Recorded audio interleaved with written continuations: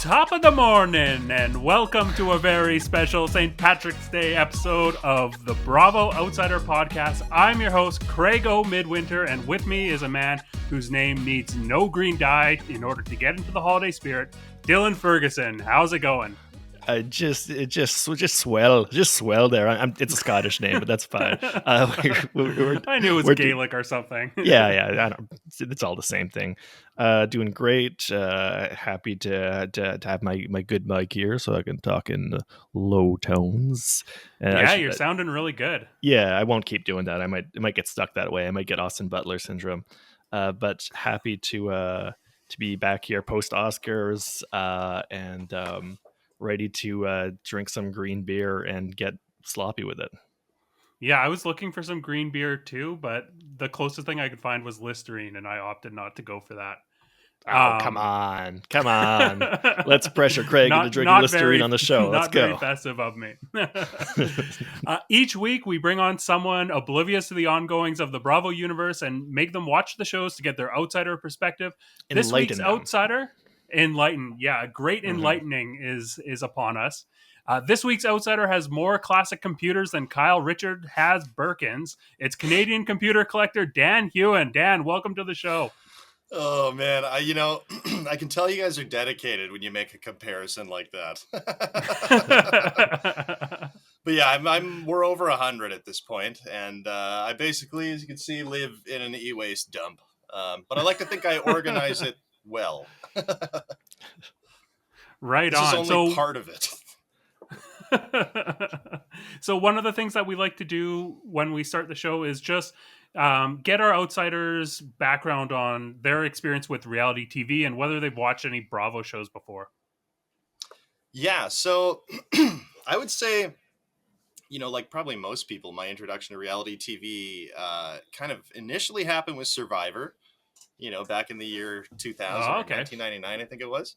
And I sort of lost interest after the second season.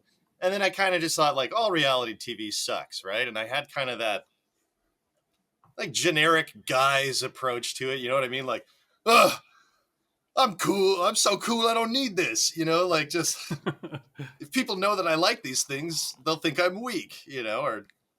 I don't know. I started dating someone who watched a lot of TLC, and so I've been more or less on the 90-day fiance train ever since that started. So this was this is not my first rodeo, but it is certainly my first one in this genre. I should also say too, I watched a little bit of Jersey Shore when that first came out, and I got kind of Jersey Shore vibes from Vanderpump a little bit. But not the one that's set in New Jersey. No, actually, this one, the New Jersey Housewives of New Jersey, that is the most New Jersey thing I think I've ever seen since The Sopranos. Like it was. I'm doing a rewatch of Sopranos right now, and oh, beautiful! Yeah, I did one not long ago. I love it. Nice.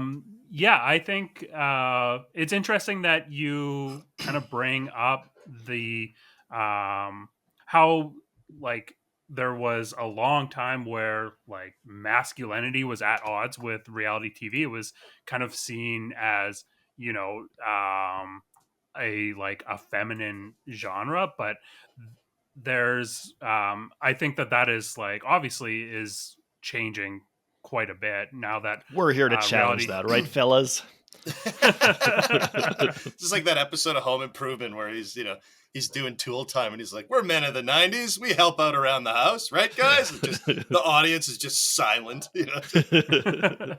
But truly, like I'm obviously very like comfortable telling people how much I love Real Housewives, but you don't see a lot of straight men that engage with this type of content, and I think that is out. Like, yeah, they are missing out, and that is kind of like a carryover of just these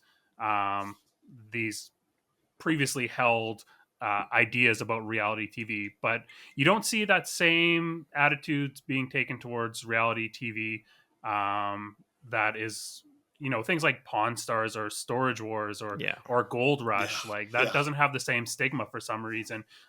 Even though, in my personal opinion, that it's just a lot less sophisticated. There's a lot less. A lot less like compelling storylines, and it seems a lot more repetitive. So I think if people aren't watching this sort of narrative reality TV, they are like closing themselves off to some of the best television that is on TV. Well, Yeah, you know, well, sorry, go ahead, Dylan. Go ahead. Yeah, I was just gonna say that I think one of the reasons why shows like Real Housewives are probably coded as more feminine is just because the structure maps on to soap operas. I think that's like where they get the bones from, that they kind of built the shows around. And of course, soap operas have obviously always been coded feminine because they were originally marketed that way as like things that would play during the day for women who stay at home. So I think that the roots kind of go back to the to kind of the structure that the shows are built around. Well, it kind of has that daytime TV audience, but it's not during the day, right? Like this is like what they'd watch at night, Yeah. I mean, like that's it's kind what of like the same demographic. Maybe there's some crossover there, but yeah. I just mean like the kind of narratives that like are based on soap operas, and that like that kind of storytelling has always been associated and these women's shows, content.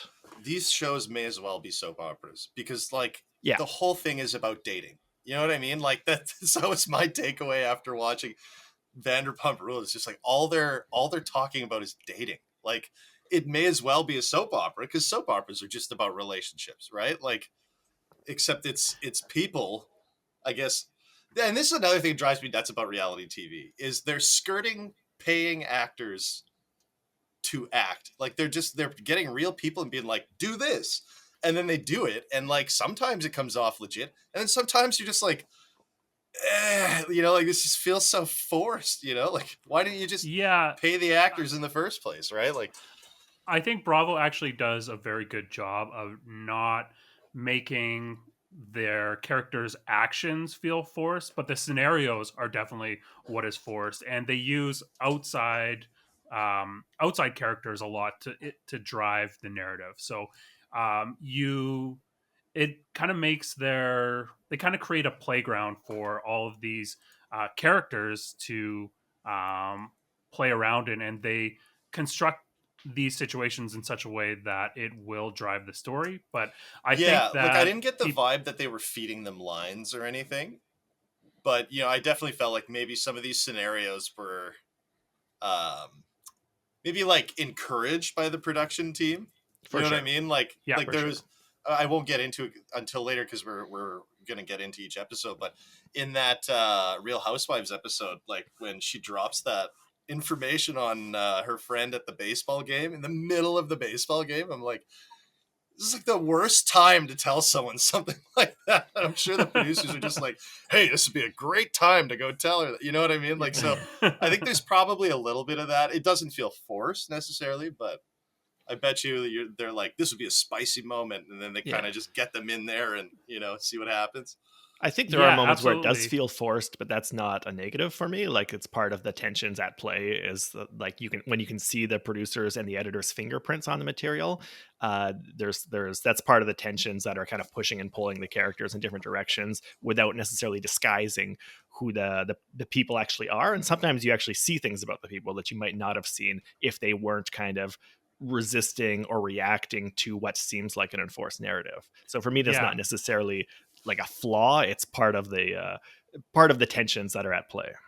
Yeah, I agree. I think I see a lot of that as part of the craft, and like when you see it happen very skillfully, it's beautiful to watch it play out. And also, I think they find really funny ways to include that type of dynamic. Like one of the common tropes that you see is sometimes they'll bring on like a psychic, which is clearly just like a vessel for like the producers to get information and introduce it without having to, put it in anyone's mouth. And you also see things like we saw on Real Housewives of Miami a few episodes ago, where they get the the rage therapy instructor to come in and as an effort to really just like drive up the tension, which they didn't end up needing at all at that dinner. But that's the sort of like play that you see from the producers that I really love to see, because I mean it shows that they care and they are thinking about their stories during production, not just finding it in the edit.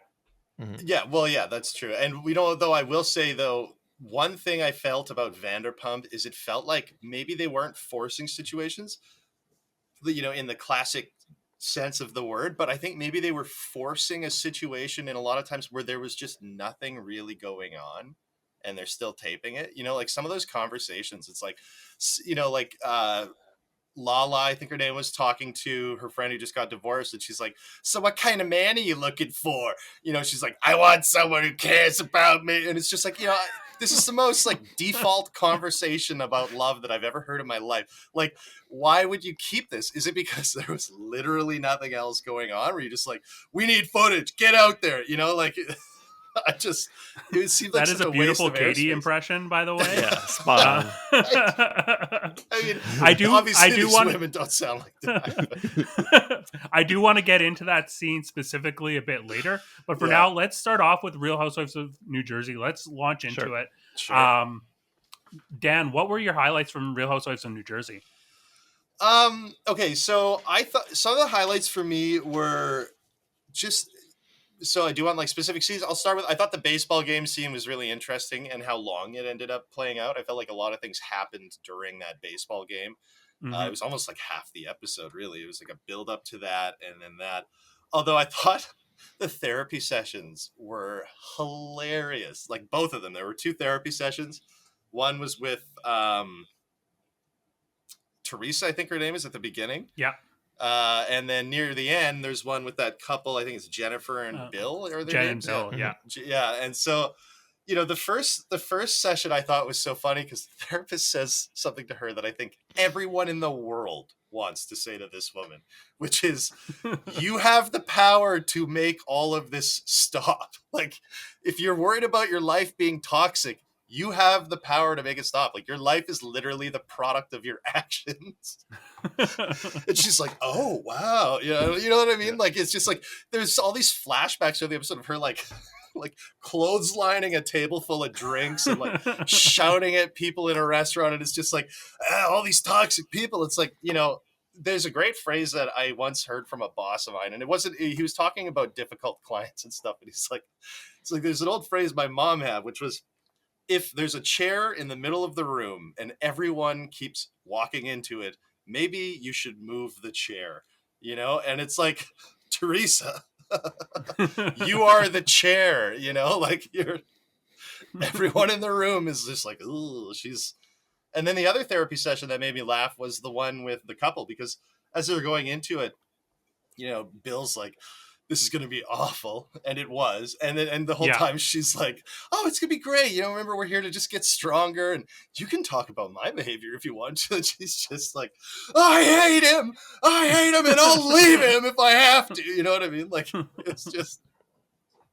I think this is like a long overdue, like venting session for Jen. It sounded I thought that this was a really good therapy scene. It was interesting when Bill kind of brought up the different parenting dynamics that they have with their kids. Yes, when he's talking about how Jen gets to be like the perfect parent who gives them what they want, and he has to take on this asshole role. And now how this like infidelity coming out like just compounds this adversarial relationship that he sometimes has with the children. I thought that was an interesting dynamic that I hadn't really thought about, because as a parent, like you definitely do, like you try to be sort of balanced, but it's tough to achieve perfect balance. And, so it's interesting to see how something like that would potentially impact a parental child relationship.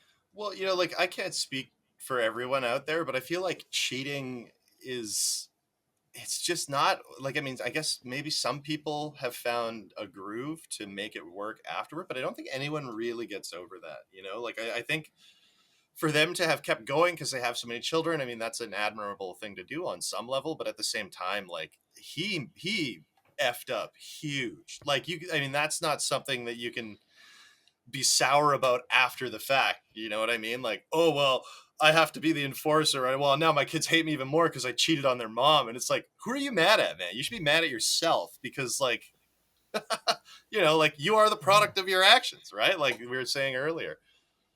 Yeah, I think that for Jen too, like why it's like she needs so badly to rant at this therapist about him, but at the therapist sitting next to him is because Bill like won't really argue with her.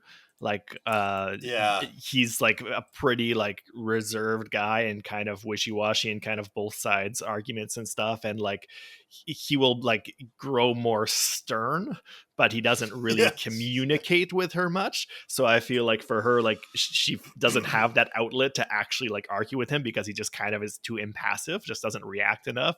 So like to be able to have him seated on a couch next to her while she shouts at somebody else who's actually going to react to what she's saying is probably the most helpful thing for her at this moment.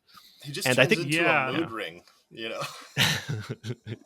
I'm also like a bit of curious as to how Jen's relationship with her, or how she views her own parents' relationship, how that plays onto her feelings in this, because her parents we see in previous seasons are have a very like a lot of turmoil between them, and they were involved in an arranged marriage. I'm not sure what the status of their relationship is now, but they were apart for a while. And the fact that Jen seemed to indicate that she very quickly wanted to get past the infidelity and move on and pretend like things were okay, and that was how she was dealing with it. I wonder if that is the result of how she saw her relationship with her parents, and whether she has concerns about, you know, burying things and not dealing with them, how that will potentially play out in the future for her and Bill. Yeah, I think that's a good observation, and I think this the fact that I don't think Jen would really seriously consider leaving Bill. I don't think she's given any hints that she would actually do that, as more than maybe a threat that she would say at one point when she's angry. Probably maybe because of some of that family history, like you said, Craig, and also of course it would just be a huge upheaval in her life. I think that also is maybe a bit of a master key to some of her actions too, like. The most shocking part about the therapy session for me was that when she's saying like, you know, I'm upset because like he cheated on me, then Margaret found out and Margaret started spreading the story, and the therapist says something like, how does that make you feel? And she's like, well, I'm angry he did it, because if he didn't, Margaret wouldn't have anything to say. Yeah. Like she's more mad about the fact that he gave Margaret ammunition than that he actually cheated. And I think you can kind of read this like escalating war of attrition she's carrying out against Margaret as like a way for her to do something about this infidelity, which is obviously very upsetting to her, against a target that she can actually act against, because I think she feels powerless to do anything against Bill because he's so impassive, because she's not actually going to leave him. It's like there's nothing she can really do against him, but she can pour all her energies into this long Cold War that involves everybody directed at Margaret. That's something she can do, and I think that's kind of why she's doing it in a way. We should talk about really that's really interesting that you kind of bring that up, because that, I think, parallels a relationship that we see, or how Katie handles her anger towards Tom Schwartz in Vanderpump Rules, where she has had no success with getting mad at Tom Schwartz during their relationship. So she projects that anger on whatever target she can, like Sheena or Raquel, and that's how that anger is manifesting. So that's a really interesting point. Yeah, I can see that parallel too. That's a good point, because Tom is also that kind of like impassive-ish, sort of wishy-washy guy who wouldn't be very satisfying to get mad at because he wouldn't push back. Dan, did you have any other highlights? Well, I was going to say we should talk about Margaret, because I made a few notes about her. I don't know how harsh can I be on this show. Yeah, go all in.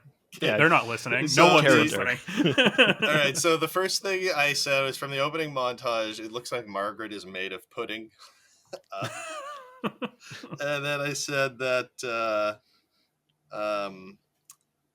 I said ha ha ha. She says Joe is wiping her ass because she broke her arm. Why can't she wipe with her other arm? Is she that dumb? That's what the note that I made. That was also pretty shocking. Ask your husband to wipe your ass. Like, she was even joking. I've had my right arm in a sling before. You learn to use your left arm. Yeah, exactly. Yeah, like I've broken my arm before. You don't invite someone else in the process. Like, well, Margaret does, and Joe's not going to say no. I think Margaret is loving the victim role there a bit, because like even when Jen Fessler like comes in, Margaret's like, "Oh yeah, I can't get up because of my arm." Like she doesn't get up to greet her. Just just sit down. I can't come around because of my arm. I'm just not going to do anything that I've never felt like doing before in the first place now, because I have a broken arm.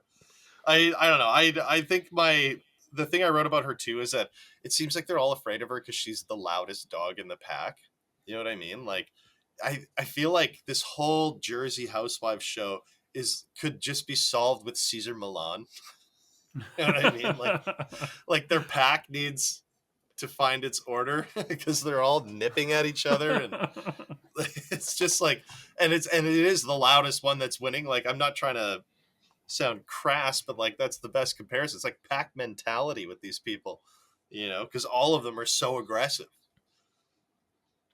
And then what else did I have in here? I said that Bill kind of looked like an older Jimmy Smits. Okay, I can see that. Yeah. Yeah, I can see that for sure. I love Jimmy Smits, so that's a compliment. I said that Margaret also, I kept calling her Marge in my notes, but Margaret seems like she's trying to be like Joan Rivers a lot, but doesn't have the chops. You know what I mean? Like she's trying to be like, I'm so witty. Oh, okay, yeah, I see what you mean. Yeah. Like, look at my beautiful, hairless wrist, and like, props for trying, but I don't know. The baseball game, I think, is really the big thing we got to chat about, because there's a lot that happened there. But like, I gotta be honest, I don't understand how that works. Like, are they the only thing that I don't understand how baseball works either, to be fair. No, how are they getting like $200,000 in cash raised? Like, are they selling? So they got fans. Yeah, there was is this tickets? Literally just people are paying to go and to buy the calendar, apparently? Because I thought they were just showing up like before an MLB game or something and doing their thing. No, yeah, it was like definitely a smaller ballpark. Like it was definitely the size of like the Gold Eyes ballpark, probably about like capacity of like 5,000 people, but they would have made money off of selling the tickets and the calendars and stuff like that. They were playing a group of doctors, I think. So presumably there was a lot of like wealth that was okay. Well, that tracks a little bit. Make donations. How long? If Craig was in New York that weekend, he would have gone. Come on. Oh yeah. I probably would have too if I was there at that time. How long have they been doing that show? I noticed they had a lot of flashbacks that went like 10 years almost. Yeah, this is season 13 now. Yeah. So long time. And it will have been a bit longer than that because Teresa was in prison for a year and they put the show on hiatus. So wait, why'd she go to jail? Tax fraud. Her and her husband both went to jail. Well, that's how they picked up Capone, right? So yeah. And then he got deported because he was like an Italian citizen. So no way. Were they doing some shady stuff on top of that, or just? I think it was just like tax fraud, probably like the most victimless of any housewife that has gone to jail. I think there's only two, but I was gonna say she looked kind of tired. She's got like jail eyes, so that makes sense. Yeah, the baseball game. So the part that I was talking about earlier about how I was like, I feel like the producers might have pushed them in on this was when the younger one, I don't remember her name, unfortunately, tells Rachel? Jennifer about her daughter wanting to be a love therapist. And she's like, it's because she knows about like her husband cheating and all that. She told her that in the middle of the baseball game. And I'm like, you're in the middle of something where everyone's trying to focus on doing well. And you're like, here's a bomb, like a serious bomb about your child. Like, I think like there'd be like 50% of the crowd at least would have been happier to see a fight break out on the sidelines between two housewives than to actually, watch Joe Gorga hit dingers all game. They're not there because they're huge baseball fans going to see the best show in town. I wrote a note on the baseball game. I said, this is like watching a charity ball game for the class of 1995's top bar stars. That's probably accurate. There was one person there that had a sign that said like I love Joey G. Like there's a Joe Gorga fan out there that made a sign and brought to the baseball That's game. his buddy for sure. Yeah. And he bought him a beer for doing that. Yeah. Another thing I noticed too is that in the locker room, Margaret's mouth is physically massive. Like it just a normal mouth might take up this much room. Hers is like just. I think that happens over time in New Jersey because they all have that like catfish scowl, which is just part of like the facial expressions that you get in New Jersey. Like there's like definitely like Italian New Jersey, like hand expressions and facial expressions. And they all do that kind of scowl thing. Like even when they're smiling, it still is like a catfish scowl. I'm not insulting them. Like I like it. It's great. But I think over time, it probably widens the width of your mouth a little bit. Another note I made is I love how every time someone arrives at the ball game, another person is worried. Yeah. Oh gosh, that's hilarious. You know what? Another thing I was going to say too, something I thought was funny was that that I think it's Dolores' ex-husband was talking about how like, it's so awkward now with this Polly guy around. And I'm like, didn't we just hear like 10 minutes ago about how you used to get so angry you'd get violent and break the furniture in your house? And you're like, what's she doing?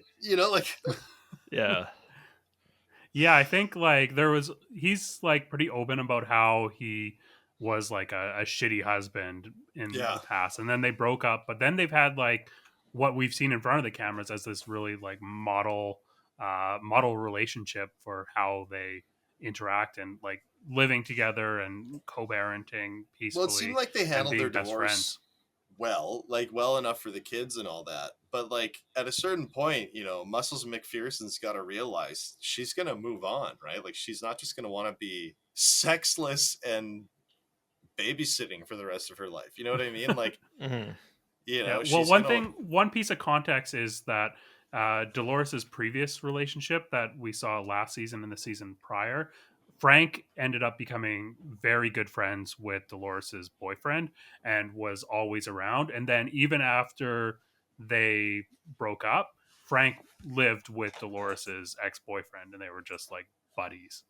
Okay. So I think that's the type of relationship that he's like trying to go for. It's a very like unconventional relationship that I really love seeing on screen. I think this is the product of having like 6 or 7 couples that are all the same crew. There's like families intertwined and stuff and they're going on. But Frank definitely thinks that it's he expects to still be in Dolores's life an important part of it no matter what. And I don't think it's necessarily an unrealistic expectation, but it is unrealistic to expect there won't be occasionally tensions because of that. At the same, I was just going to say, at the same time, him and Paulie do seem to get along pretty well, even though they're kind of like playing up a bit of a burgeoning tension between them. They have special nicknames for each other. They're not like at each other's throats at all. They call each other Buzz and Spud. It's kind of cute. No, you know what? I thought it was an interesting show. I definitely felt like I was watching people I have a hard time relating to this time around. Just not because like of the wealth and everything, but just like they're so aggressive, and they're so like it seems like all they think about are other people and relationships and stuff, and like I'm just not wired like that, right? Like I like friends and relationships and stuff like that, but that's not my obsession. Like they're all obsessed with what each other are doing, like Yeah, it's you so kind of weird. need, in order to be successful, you need a perfect combination of being very selfish, but also really concerned about other people's business. Yes, Yeah. yeah, exactly. Yeah, it's funny. um, The overall thought that I had, I said, is this was the okay, yeah, I said, I feel like I spent most of my adult life actively avoiding people like this, just spending all their money on food and alcohol, and then I wrote in quotes, "What's Wikipedia?" I feel like that's something that would come up in their conversations. uh, Dylan, what were your highlights from this episode? Yeah, I like this episode. I thought it was a good one.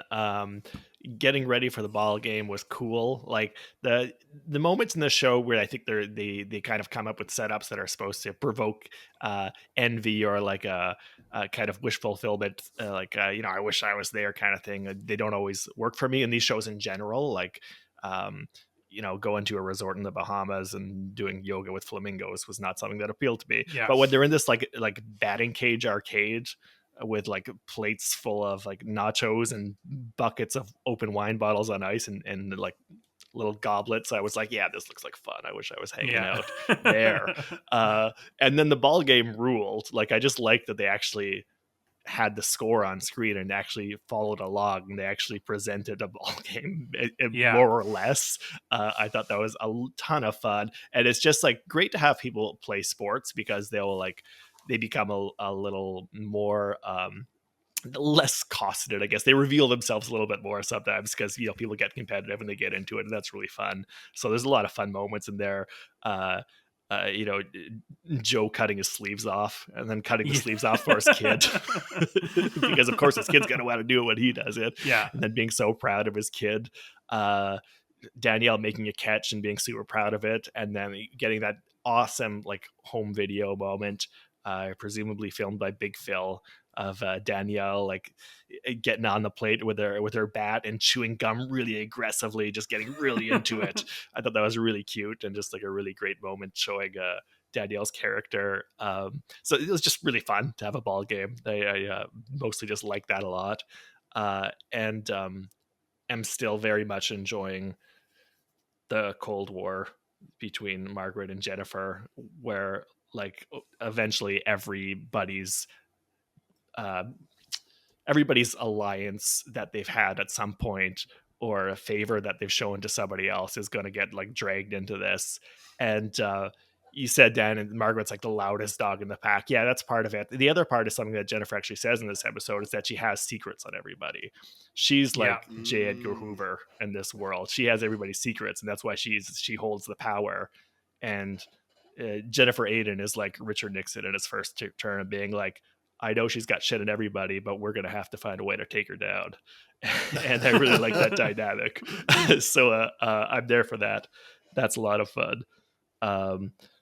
Yeah, that's basically it. Dolores' dad showing up with a whole 2 of Coke and Yeah. this thing like, I brought my own. Yeah. You brought a 2 liter. I was like, this guy. I don't want to put you out. Just walking in with 2 this liter. Guy Okay. Gets it. Yeah. Great dad moment there. Great. You know what I love too is he's like, he brings a 2 liter of Coke and then he's like, I don't want none with caffeine or I'll be tap dancing all night. It's like, you just brought a 2 liter of caffeine.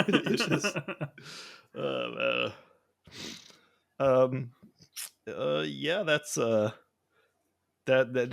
about my thoughts, I guess. What about you, Craig? Yeah, I that covers most of it. I was a little puzzled why they gave Joe Gorga such a superstar athlete edit in the batting cages, they show everyone failing, and then like they gave Joe Gorga this like hero moment where he goes and just like knocks one out, and then maybe he was the only one who actually managed to get a good hit in. Maybe that's why they had no choice.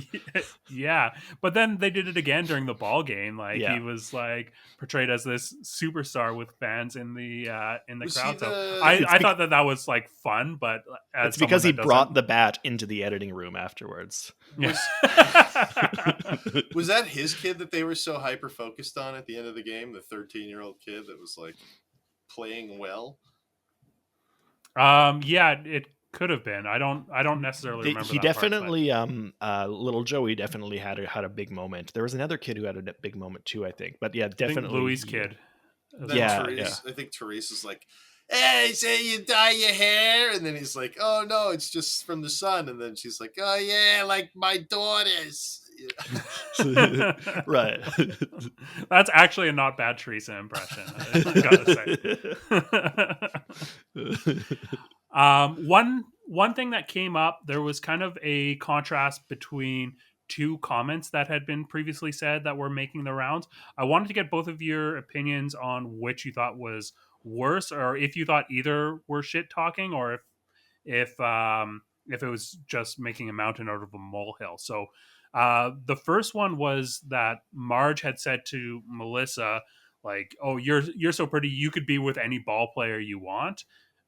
That was something that Jennifer was kind of pushing as being potentially disrespectful and trying to egg Melissa on to leave the relationship. And the other was Teresa apparently saying that Marge is better to have as a friend than an enemy. So I want to get your takes on these two comments and whether or not you thought one was worse than the other, or if they're both just nothing. Well, I'll go first. I think that both of them are being strategically overblown, and neither of them struck me as like especially insulting. Saying you could be with any ball player you want, I guess I could see the angle that it's somewhat not encouraging, but it just proposing the possibility that you could be with somebody other than your husband, which is not much, but they'll take whatever they need in this campaign. And then the other one, I'm almost surprised because I would think that Margaret would take that as a compliment. I feel like that's the whole thing, is that you want me as a friend and you'd hate to have me as an enemy even more than you want me as a friend. I feel like she should embrace that. That's like her whole personality. It was so I'm a little surprised that was being treated as a huge insult. But they're going to use what they can. It's all ammunition. I think the first one was the only one really that struck me as kind of like a backhanded compliment.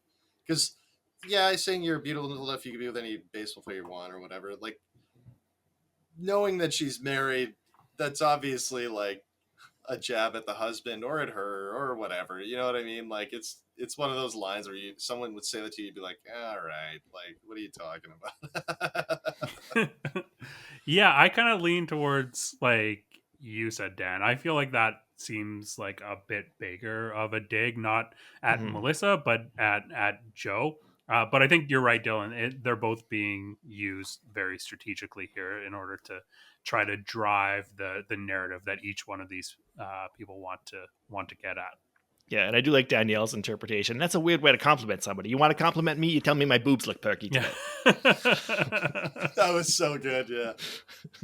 Yeah, we didn't see much of Danielle, but like I think she's shining through this. She was the one with the braids at the baseball game. Is that the one, the blonde hair and braids? Blonde hair. Yeah, because she was the one who's like, I used to play sports with boys growing up. Yeah. Yeah, she got a good moment in the baseball game, and I said, that flashback to the home video was beautiful. So that was a very brief moment, but it was great. Even in the home video, her dad's like, "You want me to throw it?" She's like, "Throw it, you piece of crap! I'm gonna hit that." She's like, bad-mouthing aggressively chewing the fuck out of the gum. Let's go. Let's fucking go. She's the terror of the old neighborhood. Before we move on to Vanderpump Rules, did either of you have any final thoughts on the Real Housewives of New Jersey? You know what? In my opinion, it's one of those shows where, like, it seems like there's so many characters and so much going on that you only get a taste of it in that one episode. Like it's a lot of people to keep track of and give a meaningful amount of airtime to. That's how they hook you, Dan. Yeah. Just felt like it needed to be like 2 hours or something, like. Well, there's more than 2 hours that you can go back and watch for sure. Oh my God. Yeah. Well, I'm well aware of that fact. 13 years worth. So, go ahead. No, I was going to say that about covers all my thoughts. I did want to point out, I feel like Rachel Fuda's face somehow gets more narrow every episode. I'm not really sure what the principle at work and that is. I don't know. I feel like if she went cross-eyed, she could stare into her own soul. Her eyes are getting so close together. But yeah, I feel like Rachel's going to be a one and done housewife. I don't think that she's going to be back next season, unless they really need someone that can, sit on Melissa's side and gas her up. Yeah. Is that how it works? They switch up the roster every season? Yeah, there's like people that will get either like demoted or removed from the cast, and then they'll bring on new ones. But Teresa has been on since season 1. So are they all just like women who know each other, or do they like to introduce them? Yeah, they like to introduce them like through some sort of connection, ideally. Okay. But they are like cast, so there's funny. casting for these shows. These are your friends now. Yeah, well, of course basically. They're going to drive each other nuts. Yeah. Now I get it. It's like a sports team. There'll be some roster churn usually from year to year. But yeah, exactly. Yeah. So on to Vanderpump Rules, and this was a episode that was highly hyped coming into this week. Andy said specifically that you would think that this episode was recut in light of the Scandival news, but it has been untouched. So this is Vanderpump Rules as it was intended to be presented. So all of the clues and all of the plot lines that we see emerging here that that we're viewing, with the knowledge that we've accrued over the last 2 weeks, is as it was intended to be presented. Dan, I'm not sure if you looked into Vanderpump Rules prior to this or have seen any of the Scandival news. No. Okay, so you should go back and listen to our episode two episodes ago where we go into in depth. But basically what happened is Raquel, who you see in this episode, and Tom Sandoval, who is also in this episode, it came to light that they were having a long-term affair while this was going on. So for about like 8-9 months or something like that. And it rocked the Bravo world. So that's kind of the knowledge that we have going into this, that people are watching to see how this plays out. This is the second Tom? Like it's one of the Toms. Schwartz guy, but the guy with the not hair. Schwartz. Tom with the mustache is the guy who's Tom you guys Sandoval. like this. The note that I had for that was he looks like cocaine as a person. Yeah, wearing that Freddy Krueger-esque shirt and with his mustache. This looks like a nut, gold jewelry. Want to buy a used car? Dan, what were your highlights from this episode? Okay, so I thought this was kind of a strange show. Now, I find it funny that this was a very hyped up episode. I guess it's because some fighting happened and all that. But, like, I felt like very little actually took place on this show. It was supposed to be, like, I guess if you were pitching it as a producer, you're like, yeah, this is the episode where, she goes on a resort or, like, a trip to go deal with her feelings with the divorce. And he has a guy's night, blah, blah, blah. The guy's night lasted like 5 minutes of the show at the end. And then that's going to be for next episode, mostly. Yeah. Well, probably, yeah. Cause when it ended, I'm like, this is a very weird cliffhanger, but I did want to know what happened. And then the whole, like, getting your Schwartz back thing, it was just the most annoying thing in the world. But, like, so I have a lot of questions and a lot of notes on this show, but I guess I'll start at the top where they're coming back from the club, I guess, and they're at that hotel room in Vegas. And they're like, me coming into this cold when, Raquel came in with food she'd microwaved. Yeah. They were like, oh my God, I can't handle this right now. And it's like, you never seen a human being microwave and eat food? Like, and then I think it was that, like, what she did was she took all of their leftovers from the restaurant. Well, put them together. But then also, and she was on the bed. Like, didn't she make out with a guy that Lala liked too? I remember. Yeah, that was a big part of it. So I think that's probably where the tension initially started, and then she was just kind of in her face at the end of the night with the food, and that's probably what happened. I said, first thought, holy F, 54 minutes, and then I said the opening montage was very Jersey Shore-ish. Annoying, attractive people who probably think bananas cost $6 each. It's because they're rich. Okay, so I made this note because in the beginning Raquel was talking about how she needs to focus on herself right now. All this crap. And I wrote, I said, Raquel is focusing on herself, which I'm sure she hasn't done all her life. Very sarcastically. And then I said, I lol when rich people are like, I just had a breakup and I need to focus on myself and continue not having to work to survive. Just... Well, like, arguably Raquel is working very hard this season. She is still at the restaurant, employed at the restaurant, as well as being a TV star. Another first thought I had was one of their names is Lala Jesus Christ. But I guess I saw my headphones cut out. I guess I saw her name was Lauren. Lauren from Utah. Yeah. Lauren that's right. She admits it this episode. She knows how to have a lake party. All right, that's and that felt so forced. Like, so okay, where do we go from the hotel room scene? What happens after that again? That's when they drive out to Rachel's rental house or whatever, which is humongous. Like, it has like a 3-car garage and then like a 2-car garage in the corner, like just a huge rental house. And then they're having their little retreat there, and then that other girl shows up. What's her name? Charlie. Charlie. Yeah. I wrote something that like Charlie seems crazy. Yeah. You know what? I don't remember what I wrote for that, but I remember Charlie seemed like a lot of like crazy energy and like I need a shot like all the time. So. She seemed like really aggressive, and I guess she was the one that kind of pushed Raquel to push back against the other 3. And I'll admit, the other 3 were kind of treating her crappily. I mean, no one wants to be the 4th that everyone's making fun of while you're on a trip. So I don't blame her for leaving, but Charlie definitely seemed like a lot, Yeah, this was the first chance we've really, like, Charlie has really had to play ball this season, so... she came in and was definitely trying to get stuff going.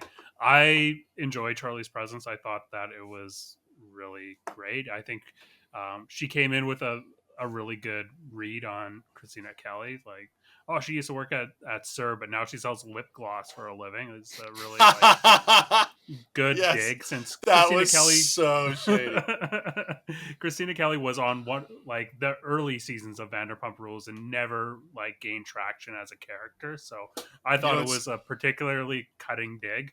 That moment where she's making fun of her for being a waiter, and then there's that scene. She's like, "Yeah, it's the jalapeno one. Try it. Just trust me." And like the old man she's serving it to looks like the most like traditional greasy millionaire dude with a gray mullet and a big blue suit and like just you know what I mean, that like is, straight out of the 80s. That's Ken, right? Yeah, that's Ken. That's Ken and Lisa. Those were the owners of the restaurant. It was just brutal. But I found another note here that I made about Lala, which there were 2 notes. So I thought it was really funny. I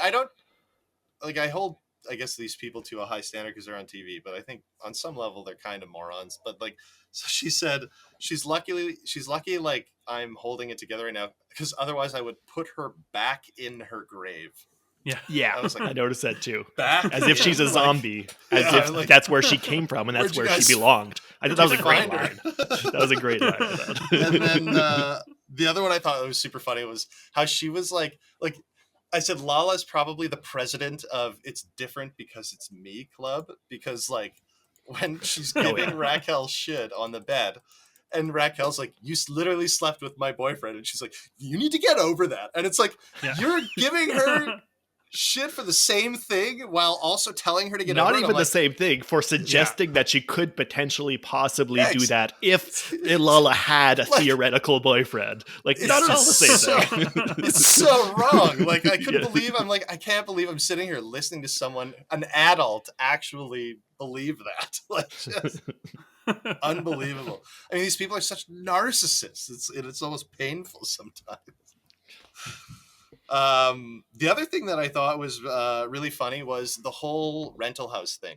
Now that felt like there was like nothing planned and they just shot it anyway. You know what I mean? Like that felt like, oh, we're going to go rent this big beach house. On the surface, maybe when they pitched it, it sounded like there'd be a big party there or something, or there'd be parties all around or whatever. In reality, they're just filming 3 chicks being bored in a giant house, like sitting around that stupid conversation about what your next beating up boyfriend's like.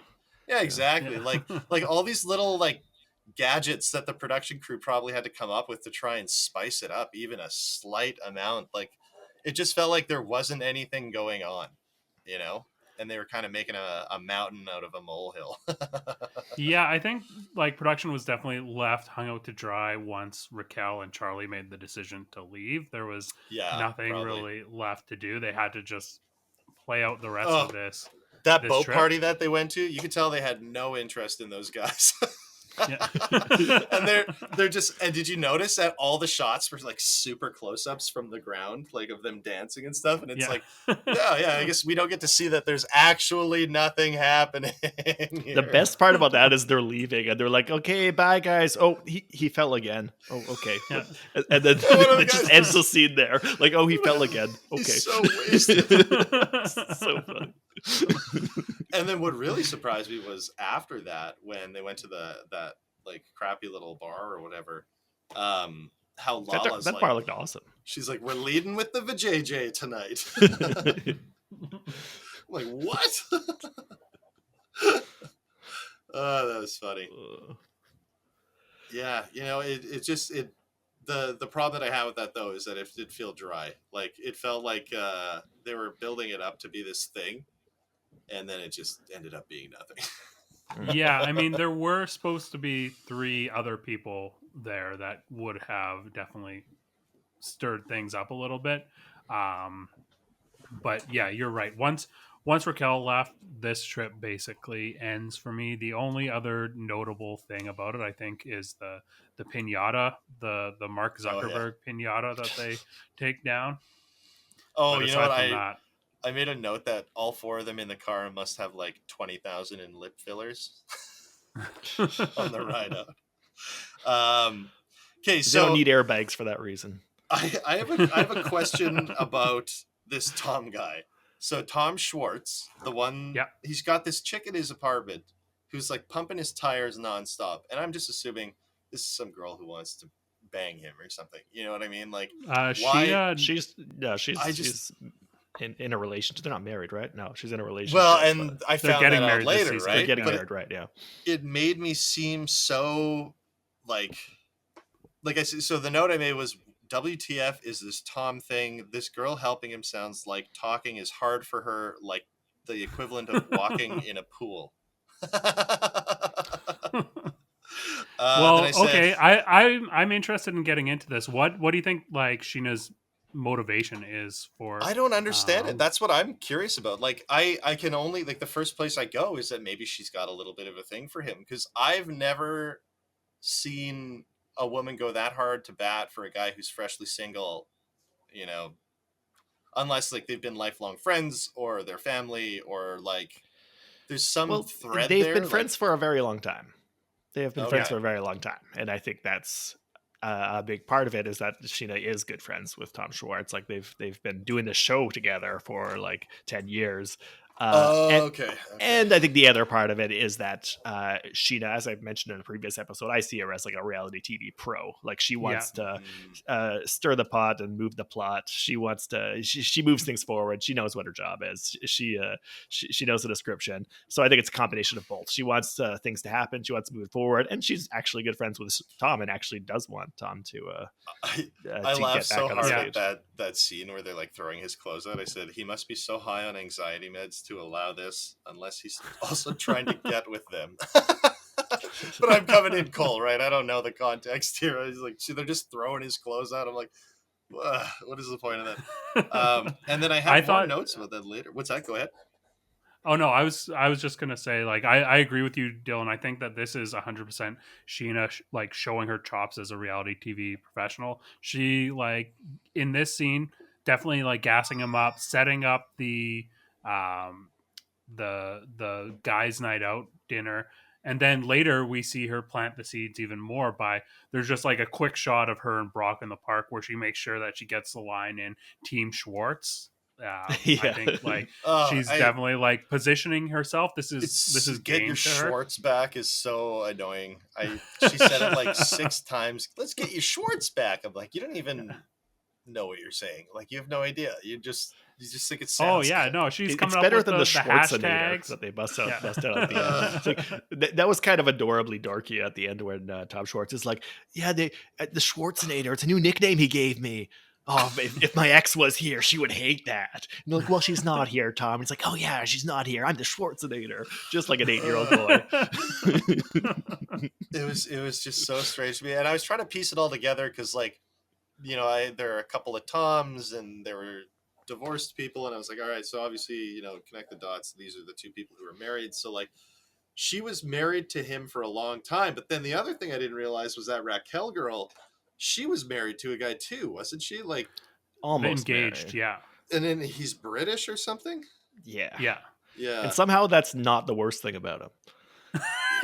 Well, yeah, he looked like the worst. Like, especially at the end there, he's like, well, I suppose that means nothing then. You know, like, just, just like, you seem insufferable. And then she's talking about how he was like trash talking her dad. Your dad's miserable because he has a fat wife. And it's like, you know what, man? Like, you're miserable and everyone around you is going to be miserable. Like, you're just such a loser.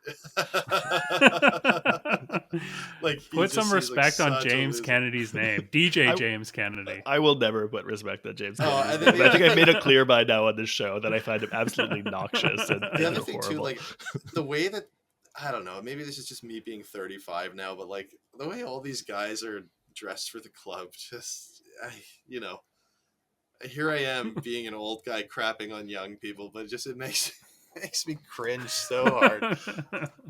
Just like, you know, black shirt that's way too long, jeans that are basically tights, and then a huge chain. You know, like this. Nice, you know. Speaking of chains, this episode was the first time that we got to see the lightning bolt necklace on Tom Sandoval.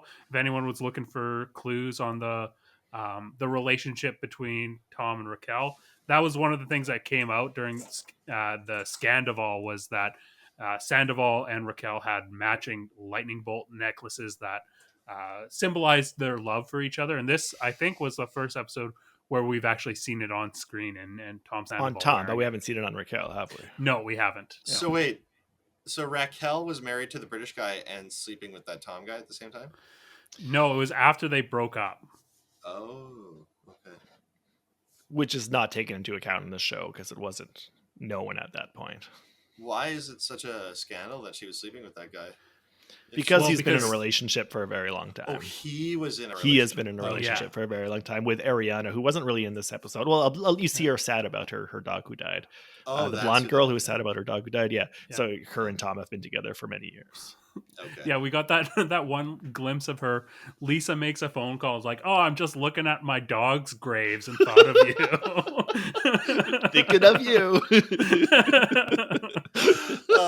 Yeah. And then she's like, you gonna put a grave in your yard? She's like, well, if I do, I can't move. And she's like, oh, yeah, I'm gonna bury my husband here. Okay, bye. Hey, just called. Your dog's dead. See you later. Dylan, how about you? What highlights did you have from this episode? Oh, a lot. I mean, I like this a lot. I mean, contrary to Dan, I thought there was a ton of content, but that's because I know these characters. That's the difference, of course, is that when you've been following the characters for a long time, you see a lot of content in what would otherwise be like very small things. I loved, as awkward as it was, the bit of Raquel and the three-headed dragon there, that King Ghidorah of bitchiness of those three girls in the in the hotel later. Yeah.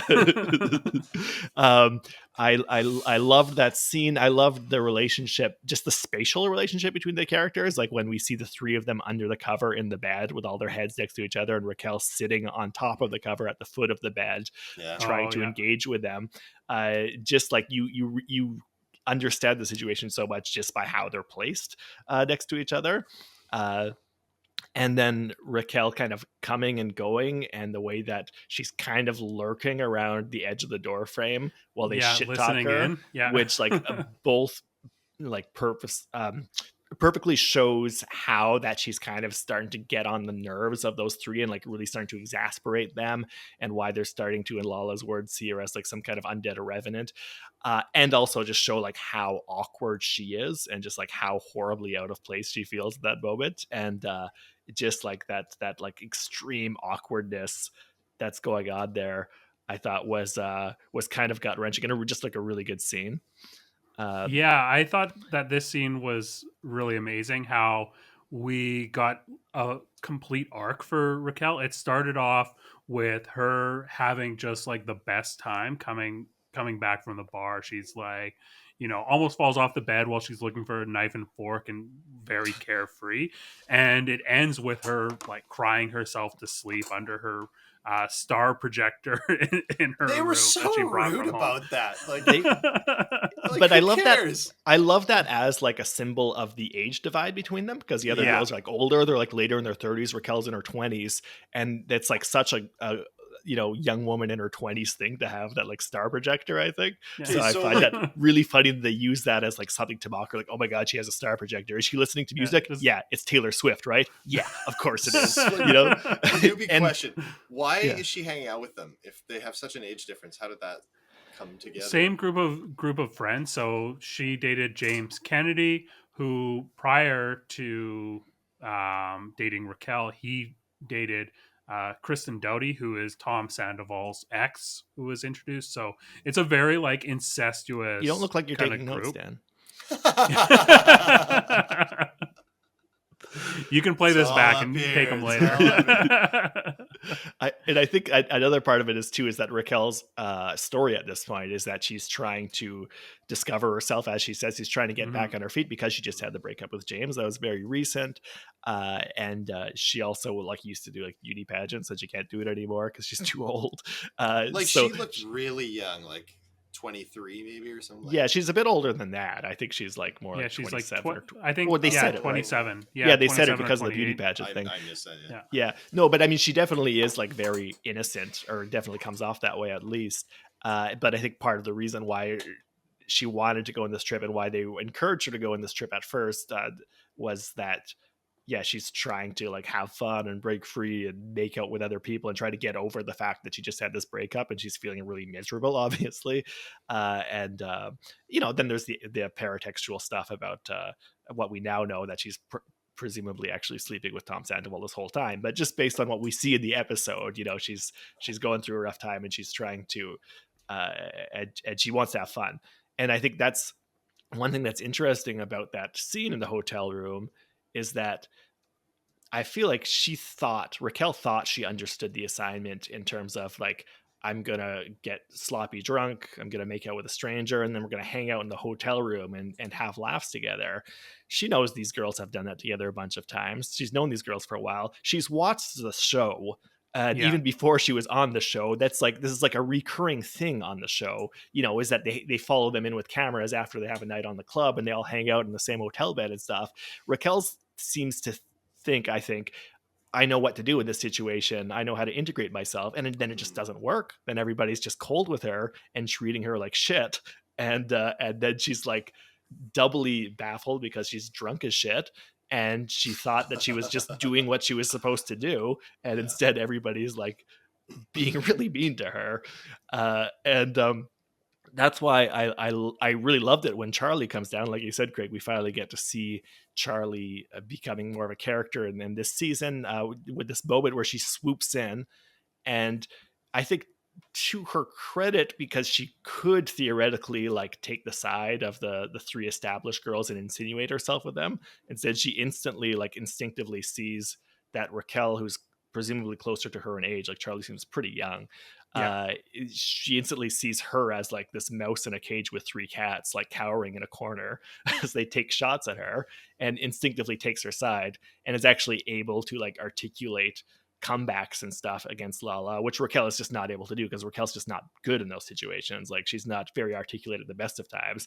And you can see when she's being like attacked by Lala, she could barely string a few words together, Raquel. Like she just struggles in those situations. So Charlie comes in as like her defender and her like representative of the younger age cohort. Like we get a little moment where they're going to go sleep in the room together and Raquel's like, I've got my star projector, and Charlie's like, yes, bring it, let's go. So I love that callback to the star projector and her validating her like choices instead of shitting on her for it.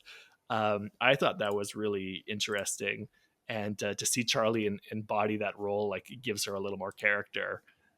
Even though like she was obviously like feeling like kind of weird and frantic and awkward about it, she like picked a side right away and like basically propped Raquel up. Like even when Raquel says those parting words and takes like a dig at Lala, you can almost tell that Charlie like told her what to say. It was like, this is what you're gonna do to take a parting shot, because she would not be able to do that on her own, presumably, because she's again, not good at those things. Raquel would like wilt under pressure. Charlie's just like take a shot and then be like, you're a beast. And I think we see like I feel like Charlie often comes across as a really like natural character on screen, and we actually see some moments where I feel she kind of came across almost unnatural for the sake of pumping up Raquel, where she's like, oh yeah, I love that. That was so funny at the dinner. She was like, oh yeah, I love seeing people squirm. You did such a great job. And then again, doing that when they like make the decision to leave the rental. She's like, oh, that was so great. You did like such a good job. And it comes across as kind of stiff, but you can tell like she's not, it's because she's not doing that for the camera's sake. She's not doing it for the audience. She's doing that for Raquel. Mm-hmm. Yeah. No, I agree. I think so. I got that vibe. Yeah, because otherwise the only person who is occasionally trying to make steps to try to make Raquel feel more comfortable is Lala, who's also the same person who's attacking her the hardest. And we get that duality of Lala, which is one reason why I love her as a character, is that like she can be like a super supportive friend and can be like really like ride for her friends really hard and will like really try to make people feel better and feel better about themselves, tell them they look great and stuff when she knows they need it. And she's also can be like incredibly self-centered and like very good at manipulating any storyline to suit her needs. And we see both of that happening in the same episode. Like when Raquel has a panic attack in the car, Lala's the only one who's really talking to her in a way to try to get her. The other two are kind of just like sitting there like, I don't know what to do. And Lala is like talking like, go breathe through your nose, breathe out through your mouth. Oh, maybe it's the other way around. Like, quick, her advice is wrong. But she's trying, and then she starts talking to her like, last night, don't worry about it. You were actually like funny and cute. It was cool. Like everything's good. Like she actually makes steps to try to make Raquel feel better. And then she's also the one who's being the biggest bully and being such a hypocrite, as you mentioned, with attacking Raquel endlessly for insinuating the very possibility of doing something that she has done to Raquel. Yeah. And that part, that's what I wrote. Like, she's the president of the It's Different Because It's Me club.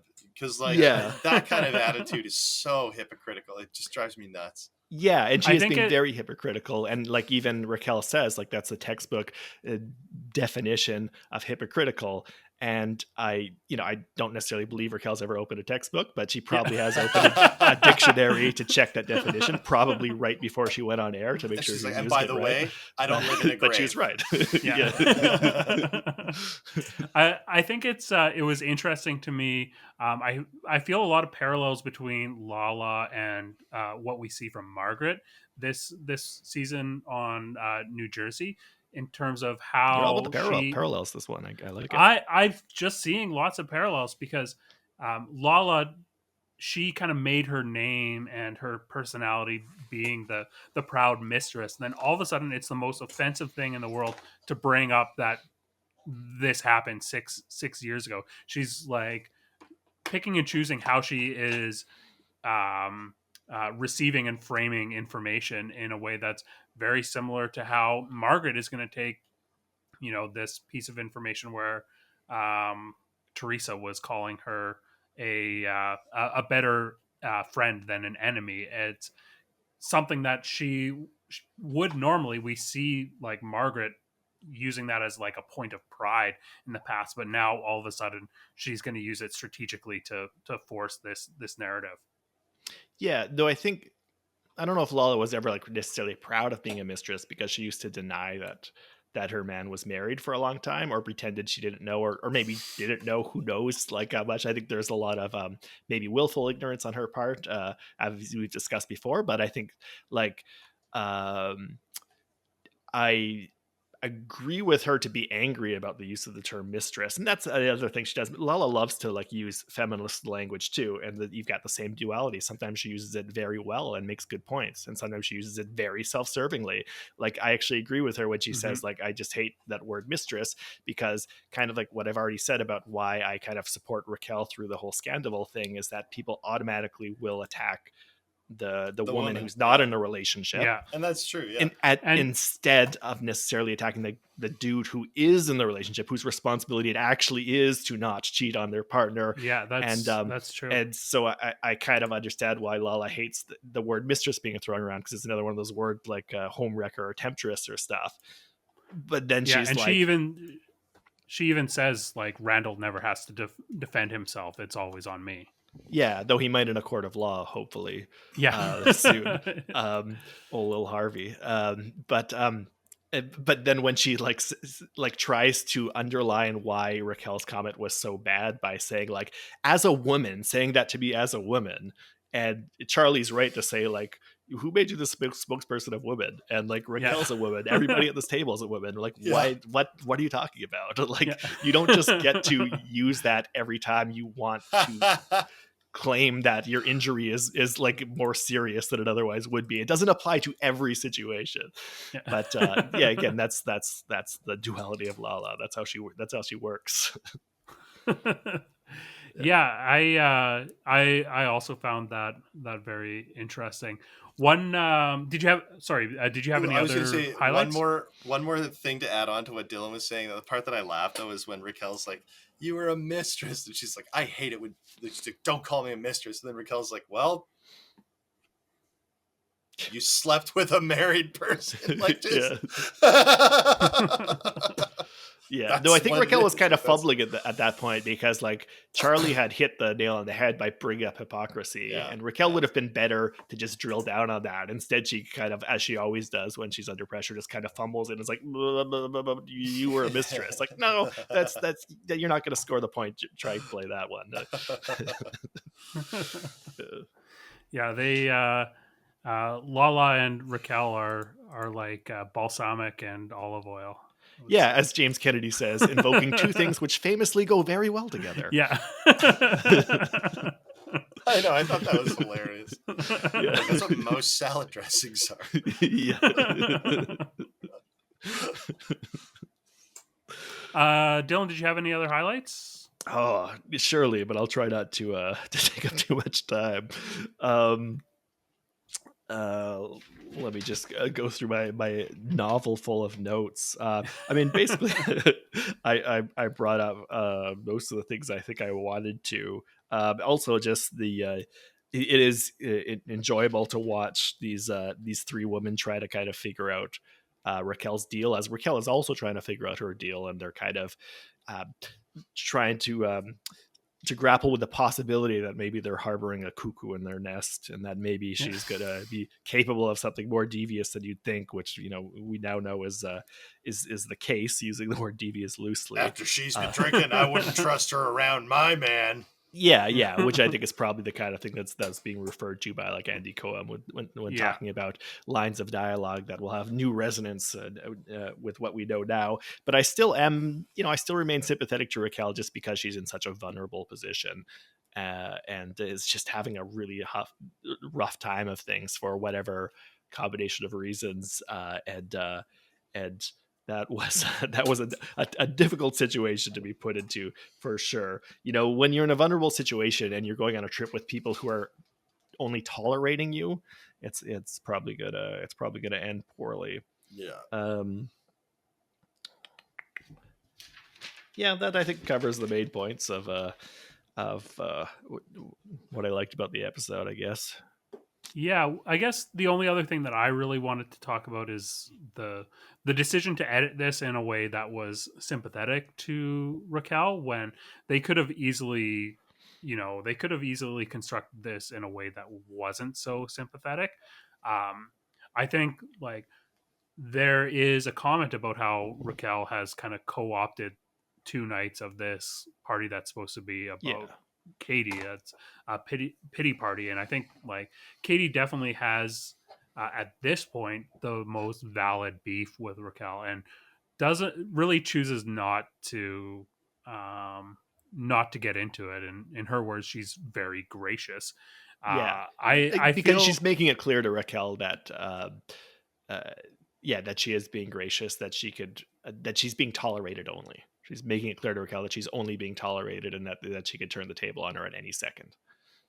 Yeah, I just thought it was very interesting that it was so sympathetic, and I'm always wondering, now watching these episodes, did production knew, and like how much did like that knowledge factor into the edit and the story? And I think they were definitely hedging their bets when they cut this episode together. That I think there was definitely some knowledge there, because we do get so many lines and seeds of this potential underlying deviousness of Raquel that are scattered throughout this, but still painting her in a sympathetic light in case this knowledge doesn't emerge. So, I think they were giving themselves the opportunity to view this season from 2 different perspectives. And I'm hopeful that that's a trend that's going to continue on these episodes, because I think it makes it so interesting to watch. One of the things I love about reality TV is there's very rarely like true black and white, evil and good characters on it. There's people that fluctuate between a gray area. So seeing this episode that is largely sympathetic towards Raquel air after she has become the most hated woman on the network is really interesting to me, while it's also having so much of this like underlying story pieces scattered throughout it. Well, it looks like she's going to be the at least the main focus of the beginning of the next episode. Yeah, we'll see how that plays out. And I do want to say, like, I do understand why those why Katie and Lala and Christina Kelly are like getting so exhausted with Raquel. Like, I see their side of it too. Like, even though I'm kind of riding for Raquel in my comments because I feel bad for her, like I totally get why they're just like, oh my god, like you said, Craig, it's supposed to be about Katie, this trip, and she's kind of sucking the air out of the room by her antics. But I do think in terms of like being sympathetic in the edit to the Raquel, I'm not sure how much of a choice they necessarily have, because like Raquel doesn't really go and attack people, so there's not much you can use to like paint her negatively. Like, they really play up the occasional things she says that are sort of negative, and then those get repeated endlessly by Lala and Katie to attack her. But like otherwise, she's like kind of just doesn't go on the offensive enough to get a villain edit. And, also she's like, when she is opening up, she's crying and talking about how she doesn't know who she is and having a panic attack. Like, how do you edit that in a way that isn't going to make her look sympathetic, Dylan's got a great point there. Like, as a producer, what do you do with a character like her? She doesn't have the balls to go out and start drama with people. When people get mad at her, she kind of like withers away. Like, how do you handle a character like that, right? Like, you can't assign traits because it's reality television. You gotta roll with it. Mm-hmm. Yeah, for sure. Any final thoughts on Vanderpump Rules? I like I said, coming into it cold, it felt like a whole lot of nothing happened. This felt like the show that Seinfeld claimed to be. Just people literally talking and going about their day. I thought it was Seinfeld wishes it was. By the end, when she sat down next to Tom Schwartz. Oh, I should also mention, because we haven't mentioned him yet. I wrote, who names their baby Summer Moon? Oh, of course it's a guy with a ponytail and monster quads. Yeah, I feel like Sheena probably had more to do with that, though. His legs are like tree trunks. I mean, that guy is a dendroid. He's like not even the worst named baby on the show, though. Oh, not God. Even the worst. Lala's daughter. What do you think that Lala named her baby? Ooh, Dandelion. Very close. It's Ocean. I feel like Summer Moon has more to do with Sheena, because that's like seems like her vibe, and he's an Australian. He'd probably name it like Walladuri or something like. He's like, I'm just happy I have a green cat and a wife. Yeah, that's kind of his vibe. She's always like, hanging out with these men, but that's fine with me. I'll tag along. He seems like a pretty chill guy. Well, thank you so much, Dan, for doing this show. Do you want to let everyone know where they can find you?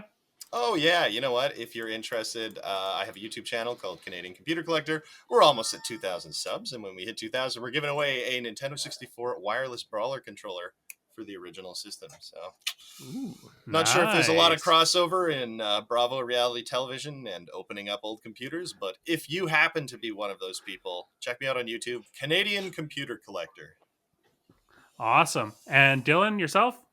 Well, as always, you can find me on my podcast about horror movies. Again, like Dan said, not sure much crossover there is, but that's Mind Over Splatter is the name of that podcast. That's and a great name. You can, I think you can find a link to my Substack as well on the website for Bravo Outsider.